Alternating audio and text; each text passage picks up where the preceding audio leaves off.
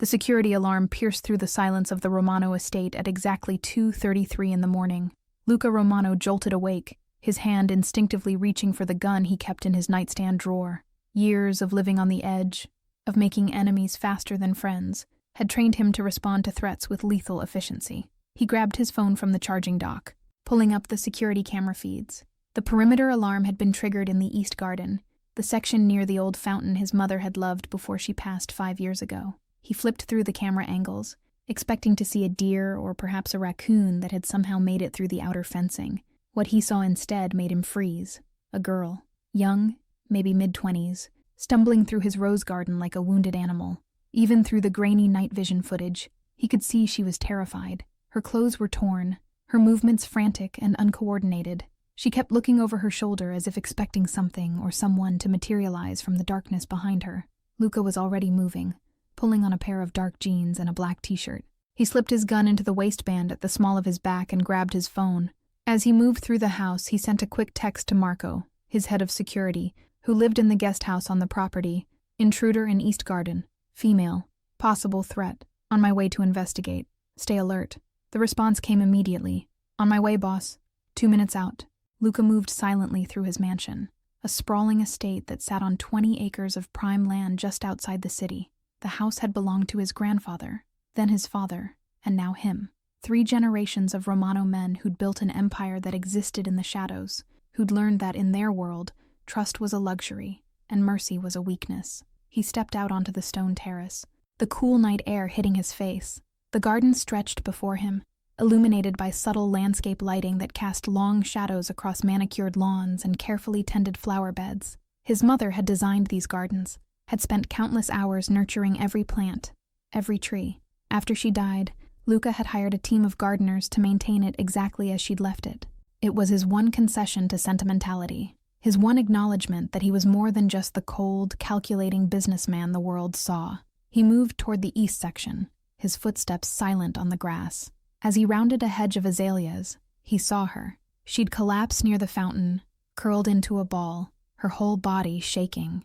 In the soft glow of the garden lights, he could see details the security camera had missed. She was covered in blood, not a lot, but enough to be concerning. Her dress, once probably pretty, was now ripped at the hem and stained with dirt and what looked like oil. Her feet were bare, cut and bleeding from running across God knows what terrain. Her dark blonde hair was matted with leaves and twigs, hanging in tangled curtains around her face. But what struck Luca most was the sound she was making. Not crying, not quite. It was more like the whimpering of a trapped animal, a sound of pure, primal terror that did something unexpected to his carefully guarded heart. He approached slowly, hands visible, making sure she could see he wasn't trying to sneak up on her. When he was about 10 feet away, he spoke, keeping his voice low and as non-threatening as he could manage. Hey, I'm not going to hurt you. You're on my property. My name is Luca. Can you tell me yours? She flinched at the sound of his voice, her head snapping up. In the moonlight, he could see her eyes, wide and glassy with shock. They were blue, he realized, a striking pale blue that reminded him of winter skies. She stared at him for a long moment, and he could see her trying to process whether he was a threat or not. Please, she finally whispered, her voice raw and broken. Please don't send me back. I'll do anything. I'll disappear. Just please don't send me back to them. To who? Luca asked, taking another careful step closer. Who are you running from? She shook her head violently, pressing herself tighter against the base of the fountain. They'll kill me. If they find me, they'll kill me. Or worse. Her eyes filled with tears. Please, I know I'm trespassing. I know I shouldn't be here. But I saw your walls, and I thought maybe I could hide just for tonight, just until morning. Then I'll leave and you'll never see me again. Luca's mind was racing. Every instinct told him this was trouble, that getting involved with whoever this girl was, and whatever she was running from was a complication he didn't need. He had enough problems. A rival family making moves on his territory, a shipment coming in next week that needed his personal attention, federal agents who'd been sniffing around his legitimate businesses looking for anything that would give them probable cause. He should call the police, let them handle it. It was the smart play, the safe play. But as he looked at her, at the terror written across her face, at the way she was trembling like a leaf in a storm, he found he couldn't do it. Something about her, something in those desperate blue eyes, reached past all his defenses and touched something he'd thought was dead. Okay, he heard himself say. Okay, you can stay, at least for tonight, but I need to know what I'm dealing with. Who's after you? Before she could answer, the sound of footsteps on gravel announced Marco's arrival. Luca held up a hand, signaling his head of security to stop where he was. Marco, a bear of a man with 20 years of military experience before he'd come to work for the Romano family, assessed the situation with a trained eye. Boss, everything okay here? Yeah, Luca said, not taking his eyes off the girl. False alarm. Just a lost hiker who wandered onto the property. I'm going to help her get sorted and then she'll be on her way. Marco's expression made it clear he didn't buy the cover story for a second, but he knew better than to question Luca in front of a stranger. Understood. I'll be at the guest house if you need me. After Marco left, Luca turned back to the girl. Can you walk? We should get you inside. Get those cuts looked at. She nodded slowly, trying to stand. Her legs gave out immediately, and Luca moved without thinking, catching her before she hit the ground. She was lighter than he expected, all fragile bones and soft skin. Up close, he could smell blood and fear, and something floral, maybe jasmine. I've got you, he said, scooping her up into his arms. She tensed for a moment, then seemed to realize she didn't have the strength to protest. Her head fell against his chest, and he could feel her heart racing like a frightened bird. He carried her into the house through the garden entrance, taking her directly to the guest suite on the first floor. It was far from the main living areas, private and secure. He set her down gently on the bed, then stepped back, giving her space. I'm going to call my doctor, he said. Someone I trust. He'll look at your injuries and he won't ask questions. She grabbed his wrist, her grip surprisingly strong for someone so clearly at the end of her rope. No doctors. No hospitals. They'll be watching those. They'll find me. Who will find you? Luca asked again, frustration creeping into his voice. I can't help you if I don't know what I'm dealing with. She looked at him for a long moment, and he could see her weighing her options, deciding how much to trust him. Finally she spoke, her voice barely above a whisper. The Kozlov family. I was supposed to marry Dmitry Kozlov. Instead, I ran. Luca felt like he'd been punched in the gut. The Kozlovs, Russian Bratva, one of the most ruthless crime families on the East Coast. They made Luca's organization look like a neighborhood watch committee, and Dmitry Kozlov was the worst of them, a sadist who was known for his creative cruelty. You were engaged to Dmitry Kozlov, he said slowly, trying to process this information. And you ran away. On your wedding night? 2 days before, she corrected. When I found out what he really was, what they all really are. She looked down at her hands, which were shaking. I'm not stupid. I knew the marriage was arranged. My father owed them money, a lot of money, and this was how he paid his debt. I thought I could handle it. Thought I could just go through with it. Play the dutiful wife. Survive. What changed?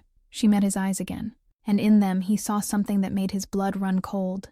Not fear this time, but horror. I overheard Dmitry talking to his brothers about what he was planning to do to me after the wedding, about how he was going to break me, train me, make me into his perfect obedient pet. She wrapped her arms around herself, and about what would happen when he got bored, when I was no longer fun to break. How did you escape? I had help, she said. One of the household staff, an older woman named Irina. She'd been kind to me during the preparations. She saw what they were, knew what they'd do to me. She created a diversion during dinner, started a small fire in the kitchen. While everyone was distracted, she got me out through a service entrance, gave me money for a cab, and you came here, to my property. That seems like an oddly specific choice for someone running blind. She looked away. I didn't know where else to go. I had the cab drop me off on the highway about 5 miles from here. I saw your estate from the road, saw the high walls. I thought if I could just get inside, just hide somewhere in the gardens until morning, maybe I could figure out what to do next. You climbed over my wall, Luca said, a note of incredulity in his voice. Do you have any idea how dangerous that is? We have security systems, cameras, motion sensors. I didn't have a choice, she said simply. It was climb or die. Luca ran a hand through his dark hair, his mind working through the implications of this situation. Harboring Dmitry Kozlov's runaway bride was not just dangerous, it was potentially suicidal. The Kozlovs didn't forgive insults, and stealing what they considered their property definitely qualified as an insult. But as he looked at her, at the cuts on her feet, and the bruises starting to purple on her arms, at the desperate hope in her eyes, he found he couldn't turn her away. Wouldn't turn her away. What's your name? He asked. She hesitated, then said, Sophia. Sophia Chen. Okay, Sophia. Here's what's going to happen. You're going to stay here tonight. In the morning we'll figure out next steps. But right now, I need to clean those cuts and get you some food and water. When was the last time you ate? Yesterday morning, she admitted. Before the fire, before I ran. He nodded, moving toward the ensuite bathroom. He returned with a first aid kit and a damp towel. Sitting on the edge of the bed, he gestured to her feet. May I? She extended one foot hesitantly, wincing as he began to gently clean the cuts. His hands were surprisingly gentle for someone who'd spent his life in violence, careful and precise as he removed bits of gravel and debris. This is going to sting, he warned before applying antiseptic. She bit her lip, but didn't pull away, didn't make a sound despite what must have been considerable pain. As he worked, bandaging her feet and then moving to clean the scrapes on her hands and arms, he found himself studying her more closely. She was beautiful, even in her current state. Delicate features, high cheekbones, a mouth that probably smiled more often than it frowned under normal circumstances. But it was her eyes that captivated him, those pale blue eyes that held depths of strength he was only beginning to appreciate. You're taking this very calmly, she observed. Most people would have called the police by now, or thrown me out. I'm not most people, Luca replied, and I have my own reasons for not involving the police. She studied him with new understanding. You're like them, aren't you? Like the Kozlovs. That's why you have all this security, why you're not scared of them. I'm not like them, he said firmly. I have my business. And yes, some of it operates in gray areas, but I don't traffic in human misery the way they do. I don't hurt innocent people. But you do hurt people, when necessary, he admitted, when they threaten what's mine or when they break agreements. But I don't take pleasure in it the way Dmitri does. Violence is a tool, not entertainment. She nodded slowly, seeming to accept this distinction. After he finished bandaging her injuries, he stood. I'll get you some food. There's a bathroom through that door if you want to shower. I'll find you some clean clothes. Luca, she said as he reached the door, why are you helping me? You don't know me, and taking me in puts you at risk. He paused, his hand on the doorknob. Honestly, I'm not entirely sure. Maybe it's because someone helped me once when I needed it. Maybe it's because I can't stand the thought of what they'll do to you if they catch you. Or maybe, he turned to meet her eyes, it's because something about you reminds me that there are still things in this world worth protecting. The next morning, Luca woke to sunlight streaming through his bedroom windows and the smell of coffee wafting up from the kitchen. For a moment, he'd forgotten about the previous night, about the girl he'd found in his garden. Then it all came rushing back, along with the realization that his life had just gotten infinitely more complicated. He showered quickly and dressed in dark jeans and a gray Henley before heading downstairs. He found Sophia in the kitchen, wearing clothes he'd left for her, one of his sister's old sundresses that Maria had left behind when she moved to California 3 years ago. The dress was slightly too big, but Sophia had belted it at the waist and somehow made it work. She was standing at the stove, flipping pancakes with a practiced ease that surprised him. She'd washed her hair, and it fell in damp waves down her back, the color closer to honey blonde now that it was clean. The cuts and bruises on her face looked worse in the morning light, but there was color in her cheeks, and a steadiness to her movements that hadn't been there last night. You cook, he observed, pouring himself a cup of coffee. She glanced over her shoulder, offering a small smile. I hope you don't mind. I woke up starving and I found your kitchen basically empty except for bachelor staples, but I made do with what was here. I don't mind, he said, settling onto a stool at the kitchen island. Though I have to admit, I'm used to being the only one in this kitchen at dawn. She plated the pancakes and brought them to the island along with butter and syrup. I couldn't sleep anyway. Every time I closed my eyes, I saw Dimitri's face, heard his voice. She sat across from Luca, but didn't touch her food. Do you think they're looking for me? I know they are, Luca said honestly. I made some calls this morning. The word on the street is that the Kozlovs are tearing the city apart looking for their missing bride. They've got every resource they have dedicated to finding you. Sophia's face paled. I should go. I shouldn't have stayed. I'm putting you in danger just by being here. You're not going anywhere, Luca said firmly. Not until we have a plan. Running blind got you this far, but luck only lasts so long. So what do you suggest? That I just hide here forever? No. He set down his coffee cup. I suggest we negotiate. With Dmitri Kozlov? Sophia stared at him like he'd lost his mind. You can't negotiate with him. He's a monster. Everyone can be negotiated with, Luca replied. It's just a matter of finding the right leverage, and I think I might have it. Over breakfast, Luca explained his plan. It was risky, audacious even, but it was better than the alternative of spending the rest of her life looking over her shoulder. Sophia listened, her expression cycling through disbelief, hope, and fear. The plan was simple in concept, if dangerous in execution. Luka would reach out to Viktor Kozlov, Dmitri's father and the head of their organization. He would offer them something they wanted, something they'd been trying to acquire for years, in exchange for releasing their claim on Sofia. "What could you possibly have that they would want more than me?" Sofia asked. "Then their pride? Dmitri will never let this go. I made him look weak by running." "Which is why we won't be negotiating with Dmitri," Luka said. "We'll be negotiating with his father. Viktor is a businessman first and foremost. He'll understand the value of what I'm offering, and more importantly, he'll understand that continuing to hunt you will cost him more than letting you go." "And what exactly are you offering them?" Luka hesitated. "I have access to shipping routes they've been trying to break into for years, container traffic through ports I control. If I give them access, it's worth tens of millions annually to their operation." Sofia shook her head. "That's too much. You can't give up something that valuable for me. You barely know me. Let me worry about what I can afford to give up," Luka said. "Besides, this isn't just about you anymore. The Kozlovs have been expanding into my territory for the past year. They're becoming a problem that I need to address anyway. This just gives me a way to solve two problems at once." "What's the second problem?" "You," he said simply. "Because the moment I pulled you out of that fountain last night, you became my responsibility. And I don't abandon my responsibilities." Their eyes met across the kitchen island, and something passed between them. An understanding, a connection that went deeper than words. Sofia was the first to look away, but Luka could see the faint blush coloring her cheeks. The meeting with Viktor Kozlov was set for 3 days later at a neutral location, a private room at an upscale restaurant that served as unofficial Switzerland for the city's various criminal enterprises. In those 3 days, Sofia stayed at the Romano estate, and Luka found himself drawn to her in ways he couldn't quite explain. She was different from anyone he'd known. Despite everything she'd been through, there was a lightness to her, a determination not to let fear consume her. She spent her days helping Mrs. Chen, his housekeeper, tend to the garden. She seemed to find peace among the roses and lilies his mother had planted, and more than once, Luka found himself watching her from his office window, captivated by the way she moved through the flowers with such gentle care.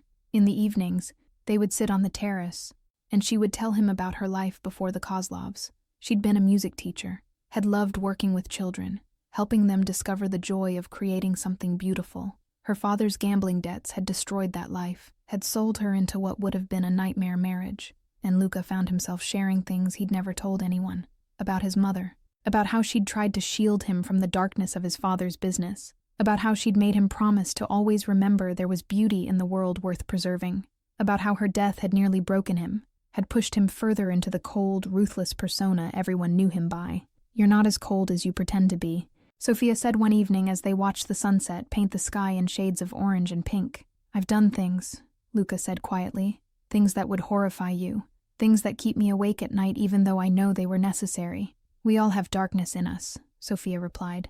"The question isn't whether it exists, but whether we let it define us." She turned to look at him. "You saved me, Luka, when you had every reason not to, when it was the stupid, dangerous thing to do. That tells me more about who you are than anything you've done before. If you've been enjoying this story and want to see what happens next with Luka and Sofia, please don't forget to subscribe to our channel and hit that notification bell. Your support helps us bring you more amazing stories like this one. Now, let's continue with their journey. The night before the meeting, Luka found Sofia in the garden again, standing by the fountain where he'd first found her. The moon was full, casting silver light across the grounds. She was wearing another of his sister's dresses, this one a soft white that made her look ethereal in the moonlight. "Can't sleep?" he asked, approaching quietly. She shook her head. "I keep thinking about tomorrow, about what could go wrong. What if Viktor doesn't agree to your terms? What if Dmitri convinces him to refuse? Then we go to plan B, which is, still working on that part," Luka admitted with a slight smile. "But I'll figure it out. I always do." Sofia turned to face him fully. "Why are you really doing this? The shipping routes you're offering them? Marco told me today they're worth a fortune. You're giving up so much." Luka stepped closer, close enough to see the moonlight reflected in her pale blue eyes. "Because from the moment I saw you, terrified and bleeding in my garden, something shifted inside me. Because for the first time in years, I felt something other than emptiness. Because..." He paused, searching for the right words. "You make me want to be the man my mother hoped I'd become instead of the man my father made me." "Luka," she whispered, her voice breaking on his name. He reached out, tucking a strand of hair behind her ear. His fingers lingered on her cheek. I know the timing is terrible. I know we barely know each other, but I need you to know that whatever happens tomorrow, I don't regret any of this. I don't regret finding you. I don't regret helping you. And I don't regret what I'm about to do. What are you about to do? She asked, though her eyes said she already knew. He kissed her, gentle at first, giving her every opportunity to pull away. When she didn't, when instead she leaned into him, her hands coming up to rest against his chest, he deepened the kiss. It was like nothing he'd ever experienced, a connection that went beyond physical, that touched something soul deep. When they finally broke apart, both breathing hard, Sophia rested her forehead against his. That was, she started, a mistake, he finished. Probably, definitely, but he was smiling. The best mistake I've ever made. They spent the rest of the night talking, sharing dreams and fears, building something fragile and precious in the darkness. When dawn broke, they were still on the terrace, Sophia asleep against his shoulder, Luca watching the sun rise and wondering if this would be the last peaceful moment they'd have. The meeting with Viktor Kozlov was tense from the moment Luca walked into the private dining room.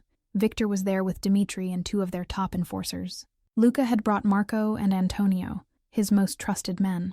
The two groups eyed each other across the elegantly set table like predators assessing threats. Viktor Kozlov was in his 60s, with iron gray hair and cold eyes that had seen every kind of violence and cruelty. He'd built his empire through ruthlessness and strategic thinking, and he hadn't stayed on top for 30 years by being sentimental. Dmitri sat beside his father, younger, handsome in a cruel way, with dark eyes that promised pain. He stared at Luca with undisguised hatred. "You have something that belongs to me," Dmitri said without preamble. "I want her back." "She's not a possession," Luca replied calmly. "She's a person, and she doesn't want to come back." "What she wants is irrelevant," Viktor said, his voice like gravel. An agreement was made. Her father's debts were forgiven in exchange for the marriage. By running, she violated that agreement. Her father made that agreement, not her, Luca countered. She had no say in being sold to settle his gambling debts. "It doesn't matter," Dmitri snarled. "She's mine. She was always mine. And you?" He pointed at Luca. "You're a dead man for taking her." "Enough," Viktor said sharply. Dmitri fell silent, but continued to glare daggers at Luca. Viktor turned his attention fully to the Romano boss. "You didn't call this meeting to debate the ethics of arranged marriages, Luca. You said you had an offer. So offer." Luca laid out his proposal. Access to his shipping routes, guaranteed safe passage for Kozlov cargo, protection from both law enforcement and rival families. It was worth more than Viktor had likely expected, and Luca could see the older man's eyes light up with interest, even as he maintained his poker face. "And in exchange," Luca finished, "you release all claims to Sophia Chen. No retaliation, no revenge, no hunting her down. She walks away free and clear, and your family never bothers her again." Viktor considered this, stroking his chin thoughtfully. "It's generous, perhaps too generous. It makes me wonder why this girl is so valuable to you." "She's not valuable," Luca said. "She's irreplaceable. There's a difference." Dmitri slammed his hand on the table. "No, absolutely not. I don't care what he's offering. She embarrassed me, made me look weak. I won't let that stand." "You'll do what I tell you," Viktor said coldly to his son. "This isn't about your ego. This is about business, and Luca's offer is good business. Father, you can't be seriously considering this. She's a nobody, a nothing. She's not worth what he's offering." "That's where you're wrong," Viktor said. "If Romano is willing to pay this much for her, she's worth exactly what he's offering. Maybe more." He looked back at Luca. "But I need something else. Something to satisfy my son's bruised pride and make sure you understand the seriousness of this agreement." "Name it," Luca said, though he had a sinking feeling he knew what was coming. "You bring the girl here, now. Let me see what all the fuss is about, and let her tell us herself that she wants to walk away from her obligations." "That wasn't part of the deal," Luca said sharply. "It is now," Viktor replied. "Otherwise, no agreement. You can keep your shipping routes, and we'll keep hunting the girl until we find her. It's only a matter of time, Luca. We both know that." Luca's mind raced. This was a trap. Had to be. The moment Sophia walked into this room, Dmitri would try something, but if he refused, the deal was dead, and Sophia would spend the rest of her life running. He pulled out his phone and sent a text to Marco, who was waiting outside with Sophia.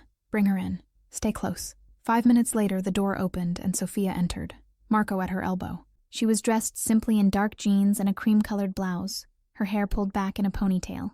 But even in simple clothes, she was striking, beautiful and brave, walking into a room full of men who wanted to hurt her with her head held high. Dimitri's eyes widened when he saw her, then narrowed with possession and anger. "Ah, there's my runaway bride. Did you really think you could escape me?" Sophia didn't even glance at him. Her eyes went straight to Victor. "Mr. Kozlov, thank you for agreeing to meet with us." Victor studied her with interest. "You're not what I expected. Dimitri described you as weak, frightened, easily controlled. I was all of those things," Sophia said calmly, "until I learned what your son had planned for me. Fear has a way of making you strong when the alternative is worse than death." "Clever girl," Victor murmured. "I can see why Romano is taken with you." He gestured to an empty chair. "Sit. Tell me why I should let you walk away from your obligations." Sophia sat, folding her hands on the table. "Because my father's debt was paid the moment I agreed to marry your son. I showed up. I went through with the preparations. I played my part. What I overheard, what I learned about Dimitri's plans, that changed the terms. Self-preservation isn't breach of contract, Mr. Kozlov. It's survival. Your father agreed to the marriage, not to a trial period. My father sold me without my consent to cover his mistakes," Sophia said, steel in her voice now. "If we're talking about binding agreements, let's acknowledge that I was never a willing party to this arrangement. You can't claim breach of contract when the contract was forced." Victor's lips twitched in what might have been amusement. "You've got spine. I'll give you that." He looked at his son. "Perhaps if you'd treated her with something resembling respect, she wouldn't have run." "She doesn't deserve respect," Dimitri spat. "She's property, a means to an end, and now she's made me look like a fool in front of the entire organization." "No," Victor said coldly. "You made yourself look like a fool by letting her escape, by being so careless with your toys that they run away." He turned back to Sophia. "Tell me honestly, girl.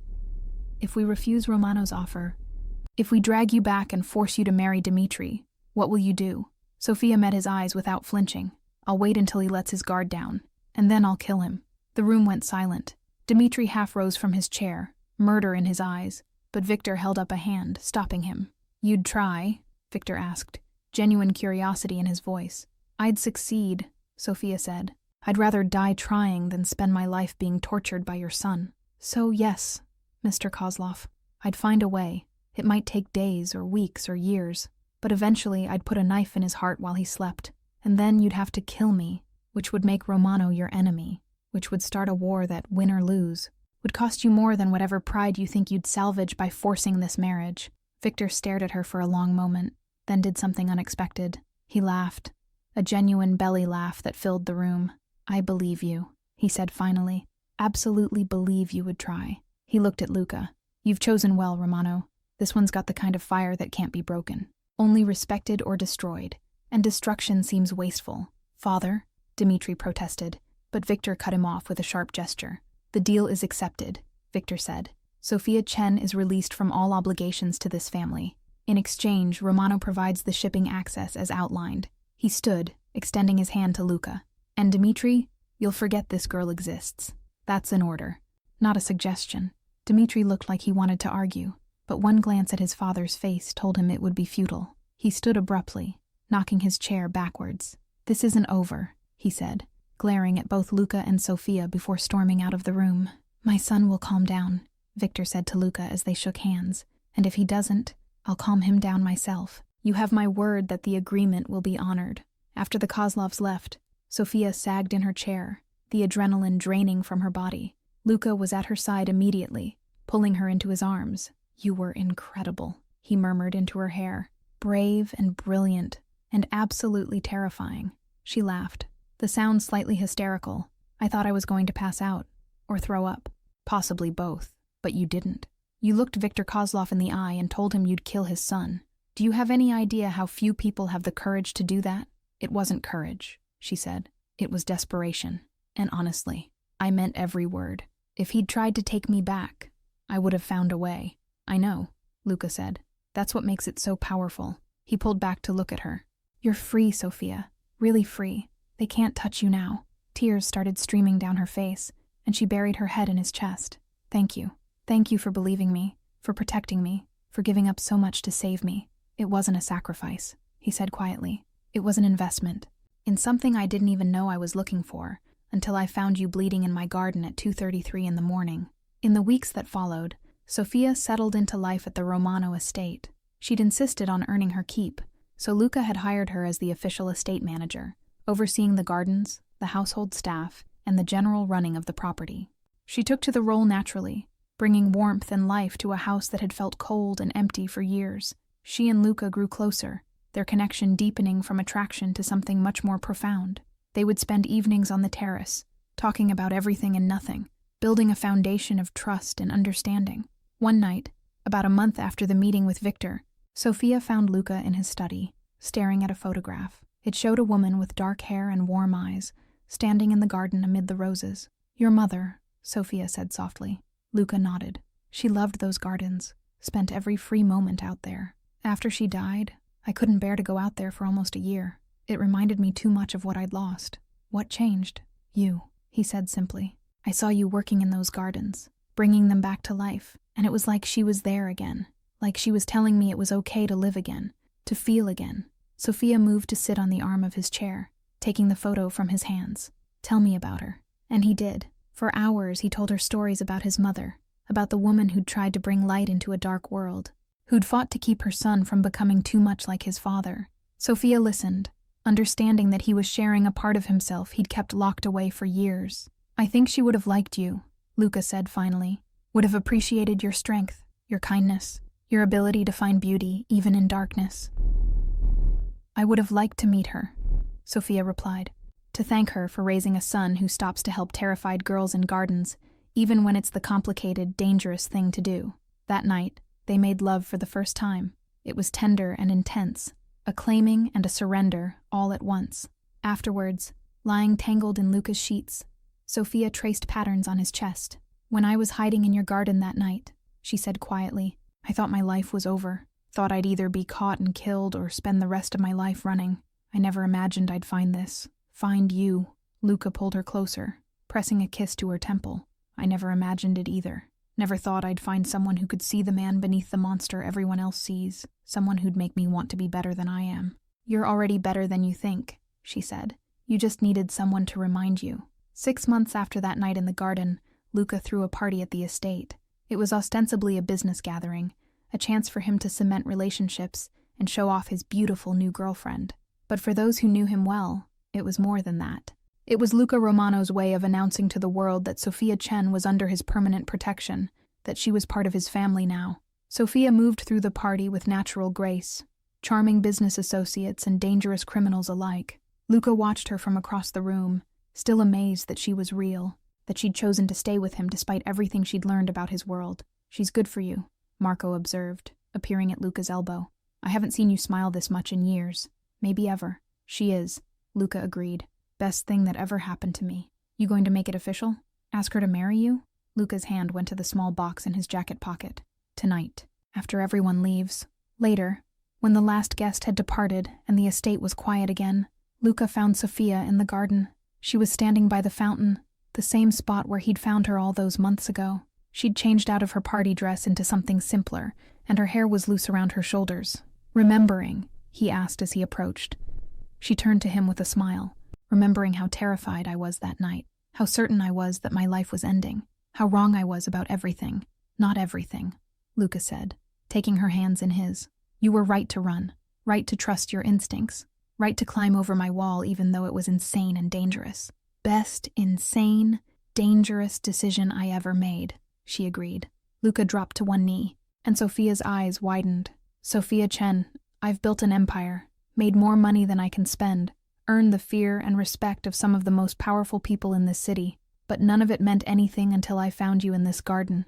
You make me want to be better. You make me believe I can be better. So I'm asking you to marry me, not because of debts or obligations or arrangements, but because I love you, because I can't imagine my life without you in it." He pulled out the ring, a stunning diamond surrounded by sapphires the exact color of her eyes. Tears were streaming down Sofia's face as she pulled him to his feet. "Yes," she said, laughing and crying at the same time. "Yes, 1,000 times, yes. I love you, Luca Romano. I love your strength and your kindness, and the way you make me feel safe and cherished. I love the man you are, and the man you're becoming." He slid the ring onto her finger, then kissed her with all the passion and promise of their future. When they broke apart, both were smiling. Who would have thought, Sophia said, that being terrified in a stranger's garden at 2:33 in the morning would lead to this? Not me, Luca admitted, but I'm grateful for every choice that brought you here, every step that led you to my wall, to my garden, to me. They were married 3 months later in a small ceremony in the garden, surrounded by close friends and family. Mrs. Chen cried happy tears. Marco served as best man, and managed not to make any jokes about how his boss had gone soft. And as Luca and Sophia exchanged vows among the roses his mother had planted, everyone present could see that something special was happening, that two broken people had found each other and built something beautiful from their jagged pieces. If you've loved following Luca and Sophia's incredible journey from that terrifying night to their happily ever after, please subscribe to our channel for more amazing stories. Hit that notification bell and leave a comment telling us what you thought of their story. Your support means the world to us, and we have so many more tales to share with you. Thank you for being here. The years that followed were good ones. Luca gradually transitioned his business interests away from the gray areas and into fully legitimate enterprises. It was a slow process, one that required careful navigation of relationships and obligations built over decades. But with Sophia by his side, encouraging him, believing in him, he found the strength to become the man he'd always wanted to be. They had children, 2 daughters who inherited their mother's courage and their father's protective instinct. Luca taught them to be strong, to stand up for themselves, to never let anyone make them feel less than they were. Sophia taught them kindness, compassion, the importance of using whatever power they had to help others. The garden became their sanctuary, the place where the family gathered for lazy Sunday afternoons, and where Luca would tell his daughters the story of how he met their mother. He'd leave out some of the darker details, at least until they were older, but he always emphasized the important parts, about courage and choice, about how sometimes the best things in life come from the moments that terrify us most. On their 10th anniversary, Luca and Sophia returned to the fountain at 2:33 in the morning, recreating that first meeting. But this time Sophia wasn't running from anything. She was running to something, to a life she'd built with a man who saw her worth when she felt worthless, who gave her safety when she had none, who loved her not despite her fear, but because she'd been brave enough to face it. "What did I whisper that night?" Sophia asked, as they stood in the moonlight. "You've never told me what it was about those first words that made you decide to help me." Luca pulled her close, remembering. "You said, 'Please don't send me back. I'll do anything. Just please don't send me back to them.'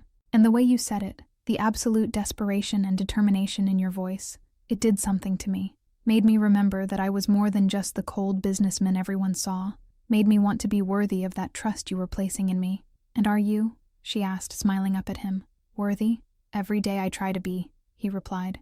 "Every day you make me want to be." They kissed then, under the same moon that had witnessed their first meeting, in the same garden where terror had transformed into love. And if anyone had asked Luca Romano what the best decision of his life had been, he wouldn't have said building his empire, or making his fortune, or earning his reputation. He would have said, stopping to help a terrified girl in his garden at 2:33 in the morning, because that moment, that choice, had changed everything, had changed him. Sophia had whispered words of desperation that night, but what Luca had heard beneath those words was hope, was the possibility of redemption, was a future he hadn't known he was searching for, and he'd spent every day since proving that her trust hadn't been misplaced, that the man who'd found her in his garden was worthy of the woman she'd become, that love, real love, was worth any price, any risk, any danger.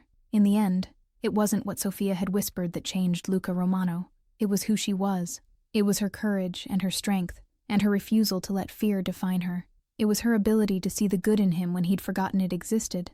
It was her love, freely given, that had softened the hard edges of his heart and reminded him what it meant to be human.